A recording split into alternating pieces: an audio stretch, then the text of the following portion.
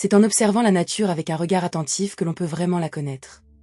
Au XVIIIe siècle, dans une Europe où le rationalisme commence à dorloter les esprits, Carl von Linné se lève comme un architecte des espèces. Né en 1707 en Suède, il grandit face à une nature d'émerveillement et d'énigmes, où chaque espèce avait un nom, souvent différent d'une région à l'autre. La science, au bord de l'anarchie, avait besoin d'un système strict pour trier le monde naturel. Linné s'engage dans une mission épique pour établir un cadre qui nommerait et classifierait les espèces selon leurs caractéristiques communes. Son Systema Naturae, avec la nomenclature binomiale, révolutionne la taxonomie. Chaque espèce devient identifiable par un nom, un genre et une espèce, transformant la science en discipline rigoureuse. Cependant, ce chemin n'est pas exempt d'obstacles. Linné fait face à des critiques et des reproches d'être trop simpliste. Mais sa résilience devient le moteur de son œuvre. Son système permet aux scientifiques de rendre compte de la biodiversité avec clarté, transformant la nature en un théâtre où chaque créature a un rôle. Des décennies plus tard, une figure émergente, Charles Darwin, s'appuie sur les piliers que Linné a dressés. En explorant les îles Galapagos, il découvre la diversité des espèces et commence à envisager que toutes partagent un ancêtre commun, défiant ainsi les doctrines fixistes de son époque. Le voyage sur le HMS Beagle conduit Darwin vers des terres inconnues. En 1831, alors qu'il n'a que 22 ans, il embarque pour un périple de 5 ans qui le mènera à travers le monde. Chaque escale est une révélation. À bord du Beagle, la mer s'étend à perte de vue. Le bruissement des vagues contraste avec le sifflement du vent. Lorsqu'il atteint les îles Galapagos, un archipel isolé situé à environ 1000 km des côtes de l'équateur, il est frappé par la diversité des espèces qu'il rencontre. Il observe des variations parmi les espèces d'oiseaux et de reptiles, notant les différences d'adaptation aux ressources de chaque île. Par exemple, il découvre des pinsons au bec distinct, adaptés à leur régime alimentaire spécifique. Certains ont des becs épais, capables de casser des graines dures, tandis que d'autres possèdent des becs fins, idéaux pour attraper des insectes. Ces observations le hantent, éveillant en lui des questions sur la nature même de la vie. Au fur et à mesure de ses explorations, il prend des notes précises sur les habitats, la géologie et la faune. Sa curiosité devient insatiable.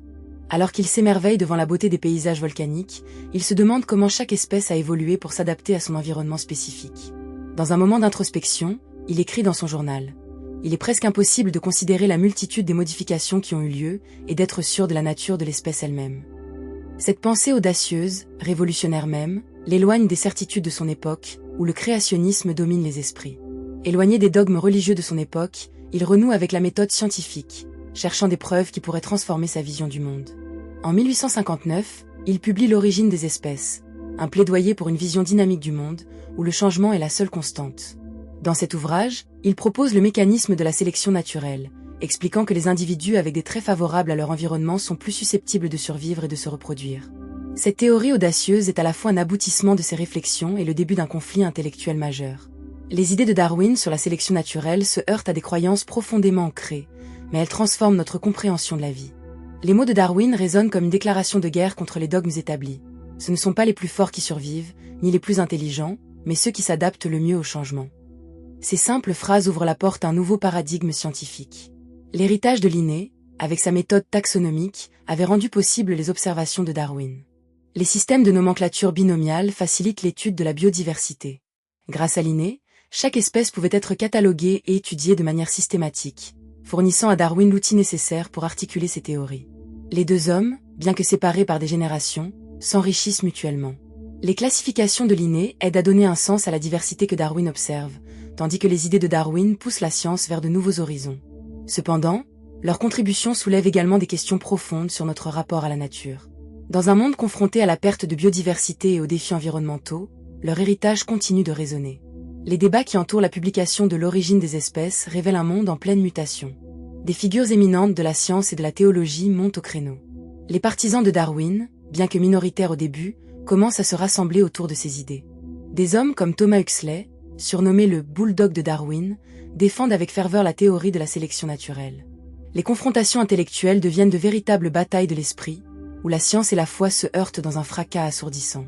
Lors d'un débat célèbre à l'université d'Oxford en 1860, Huxley défend courageusement Darwin face aux critiques du recteur Samuel Wilberforce, qui se moque de l'idée d'une évolution humaine à partir des singes.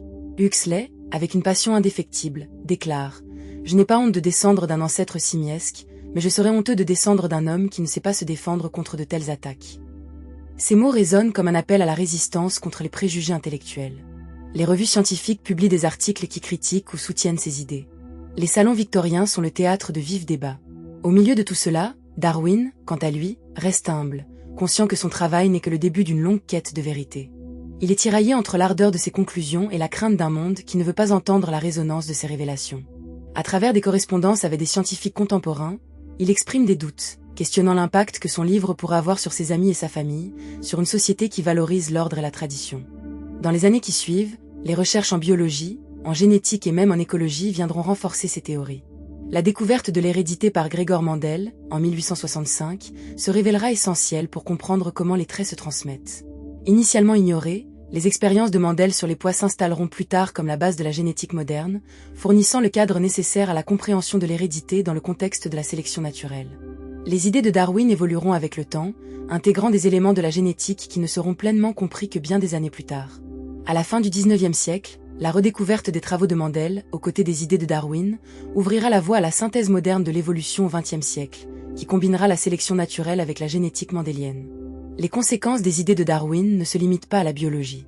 Elles touchent à la philosophie, à la théologie et à la société tout entière. Les questions sur l'origine de l'homme, le sens de la vie et notre place dans l'univers prennent un nouveau relief. Les critiques, souvent véhémentes, mettent en lumière les peurs profondes que la théorie de l'évolution suscite, celle de remettre en question le rôle de l'homme dans la création divine. Les églises s'inquiètent, tandis que les penseurs progressistes commencent à envisager un monde où l'humanité ne serait pas le sommet d'une pyramide de création, mais une espèce parmi d'autres, façonnée par des forces naturelles. En 1860, le célèbre naturaliste Alfred Russel Wallace, qu'auteur des théories de Darwin, souligne également cette idée en affirmant que l'humanité ne doit pas être considérée comme un aboutissement, mais comme une partie intégrante d'un continuum évolutif. Aujourd'hui, le message de Darwin et de Linné nous appelle à célébrer la diversité de la vie et à agir. La lutte pour la survie des espèces est un rappel de notre responsabilité collective envers la nature.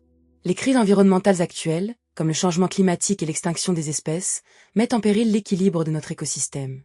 Leurs héritages se manifestent dans les mouvements de conservation, qui cherchent à préserver la biodiversité. Les découvertes scientifiques contemporaines, faites dans le cadre de l'écologie et de la biologie évolutionniste, soulignent l'importance de la diversité génétique pour la résilience des écosystèmes. Les études sur les écosystèmes fragiles, comme les récifs coralliens, montrent comment la perte de biodiversité peut entraîner l'effondrement de ces systèmes complexes. En observant nos interconnexions avec le monde naturel, nous prenons conscience que chaque espèce, chaque écosystème a son rôle à jouer dans le grand récit de la vie. La quête de connaissances de Darwin et Linné est plus qu'une simple exploration scientifique. Elle représente une puissante invitation à repenser notre lien avec la nature. En envisageant la création non pas comme statique, mais comme dynamique et en constant changement, nous sommes appelés à réfléchir à nos actes et à leurs conséquences. En préservant ce fragile équilibre, nous honorons leur mémoire et poursuivons leur mission. En somme, leur vie et leurs œuvres nous rappellent que la quête de vérité, bien que semée d'embûches, est un parcours collectif. En explorant notre place dans le monde naturel, nous avons le pouvoir de façonner notre avenir.